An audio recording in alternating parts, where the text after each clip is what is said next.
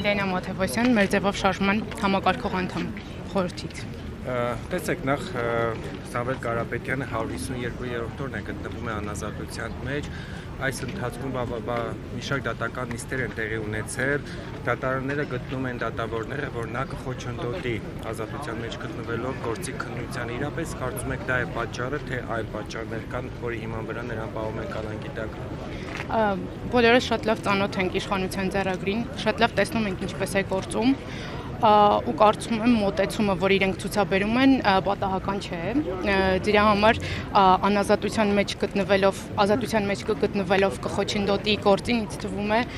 շատ հեշտ բացատրություն է իշխանության համար տալ ու մարդուն մի ձևակերպման համար անազատության մեջ պահել։ Հեծը որքանով էր պատճառահետևանքային կապ այն ամենի, ինչ որ տեղի ունեցավ եւ արդյոք գործընթացները կգնան դեպի իշխանության տեսակետից հարթեցում։ Հեծի վերաբերյալ որոշումը տեսակ լիցենզիայից զրկեցին, ճիշտն ասած անսպասելի չէր մեզ համար, ինչն էր անսպասելի երեքօրյա նիստերը, երևի պատմության մեջ չէինք տեսել, որ հանրային ծառայության խորհուրդը 3 օր անընդմեջ նիստ գումարի, թե ինչպիսի հետևանքներ ու ինչ կունենանք, ինձ թվում է մասնագետները արդեն ավելի ուշ վերլուծություններ կանեն կներկայացնեն, բայց այն, որ իրենք 3 օր շարունակ չէին կարողանում պատճառ կամ հետևանք գտնել, որպեսզի հեծին լիցենզիայից զրկեն, շատ բանի մասին է խոսում։ Եվ ինչ եք կարծում, առաջիկայում հեծը որ երկրի կամ որ կազմակերպության հնարավոր տիրապետման տակ կարող է անցնել։ Մենք իհարկե մեր կանխատեսումներն ունենք, բայց եկեք ես զերծ մնամ կանխատեսումներից, մեր մասնագետները, ովքեր հեծով կարողանան հետագայում արդեն բացել փակագծերը, ինձ թվում է ձեզ ավելի հետաքրքիր ինֆորմացիա կտրամադրեն հեծի շուրջ։ Եվ Էջմիածնի ընտրությունների հետ կապված ինչ կարող եք ասել։ Փաշինյանը փաստացի հայտարարում է, որ ընտրությունների արդյունքները նոր լիցք են հաղորդելու գաղափարի հեռացման գործընթացին։ Սա համարենք ընտրություն հենց այդ գործընթացի համար, դրա համար էր արվում այս ընտրությունը։ Նախ արձանագրենք, որ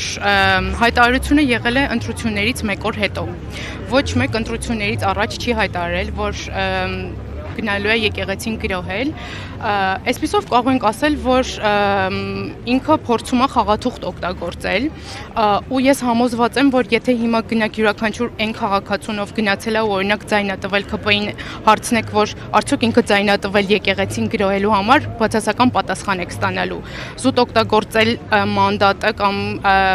ընտրությունների արդյունքները այսպիսի հայտարարություն անելու համար ես կարծում եմ իրավաչափ չէ, ու եթե այդպես էր, թող նախընտրական արշավում այսպիսի հայտարարություն անեին ու տեսնեին արդյոք կհավաքեին ձայների այն մասնաբաժինը, որ հավաքել էին։ Չնայած Էջմիածնում վաղաշաբաթում տեսանք, որ 21 թվականից այս կողմ կրկնակի մասնակցության ցուցանիշի բարձրությունը բարձր է եղել, բայց պետք է նշեմ, որ անտարբերության այդ հատկանիշը դեռ մեր քաղաքացիների մեջ մնացել է, ու այն, որ ընդամենը ընտրողների իրավունքների 22%-ն է իրենց ձայն տվել, մեծ բանի մասին է խոսում է նաև այն բանի մասին, որ մարդիկ նոր դեմքերի ու նոր ուժի կարիք ունեն։ Շնորհակալություն։